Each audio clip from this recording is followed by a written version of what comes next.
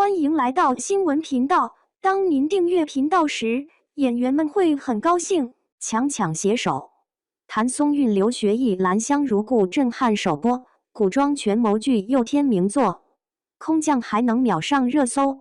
知音《兰香如故》把糊弄二字撕得粉碎。2026年4月21日首播直接炸场，谭松韵跪的打算盘惊呆全网。刘学义一句低语让弹幕集体破防。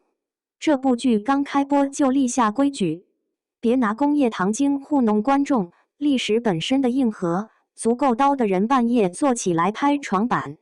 太多古欧把茶账拍成过家家，男主吼2声本相就秒天秒的。这儿倒好，谭松韵饰演的沈佳兰想翻盘，先跪在地板上扒拉算盘珠子。镜头实打实的跟着他的手晃了10多分钟，噼里啪啦的对仗声比吻戏还抓耳。宋朝人真就这么干活？旧管、新收、开除，实在一个格字对不上，账本当场被红笔画死。观众在弹幕疯狂刷 Excel 鼻祖，追剧硬是追出了财务实操的紧张感。沈佳兰原本是大学士府的长孙女，与吏部尚书府长孙林锦旗早早定下婚约，结果朝堂风云突变，沈家惨遭灭门，林家为了自保果断退婚，转头就去求娶了御前新贵的赵家。这脸打得响亮，彻底撕开了权贵联姻的虚伪面具。侥幸活下来的沈佳兰，顶替病死的家奴之女许兰香，一头扎进林府当了最低等的丫鬟。从千金大小姐到任人欺凌的奴婢，阶级的鸿沟直接拉满，逆境重生的爽感。刘学义这次演的林锦旗是个能把人逼疯的疯批权臣，退婚时有多绝情，后来就有多后悔。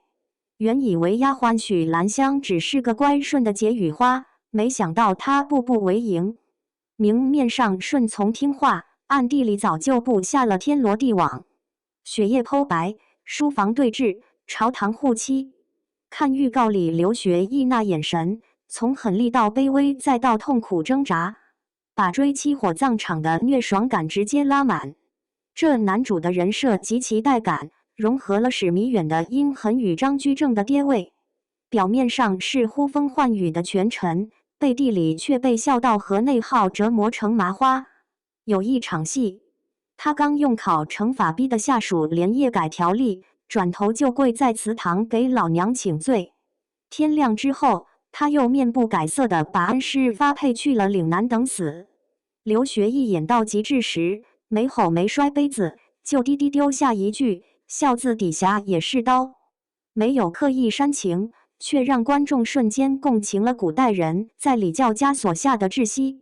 剧里的视觉冲击更是卷到离谱。横店的林府为了拍半年的戏，先砸了400万搭全榫卯，主厅采用宋代的简铸造，硬生生少立2根柱子，摄像机在里头360度跟拍都不带穿帮，格子门窗全是手工琢出来的，阳光透进来，地上的树影都是活的。网友疯狂截图当壁纸，硬生生把《营造法式》这本书买到了断货。服化道的考究程度简直是在白嫖博物馆。官袍上的纹样一比一复刻南宋赵伯云墓出土的实物，女主身上飘出的香气是按照陈氏香谱纯手工蒸出来的。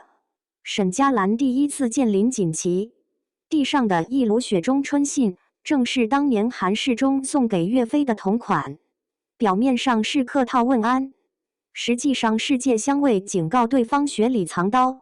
到了大结局，他站在殿内点起龙涎友，香方出自宣德鼎遗谱，那是皇家才配用的规格。烟雾一升起，不用台词，观众就懂了，这位从泥泞里爬出来的女人，如今彻底长了局。大女主的爽点从来不是靠金手指开挂，临安城里那条女四设定极其惊艳。酒肆、药铺、典当行的老板全是寡妇和出家女，税单直达内裤，这是真实存在的历史缝隙。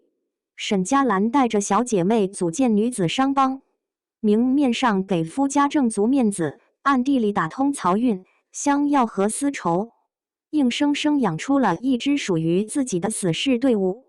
历史上那些被男权史书抹去的女商人，在剧里硬气地找回了场子。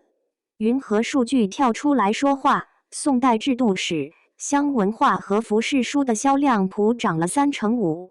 二手平台上算盘关键词被刷爆，卖家们乐呵呵地挂上备注“兰香同款”。观众早就不满足于悬浮的霸总套路，大家要看的是有血有肉的活人。他们会打算盘，会权衡利弊，会在忠孝难两全时把自己熬成灰。下次谁再吐槽古装剧没营养，直接把兰香如故甩过去。拿真账本、真香方、真女商帮拍出来的权谋，照样能让人看到头皮发麻。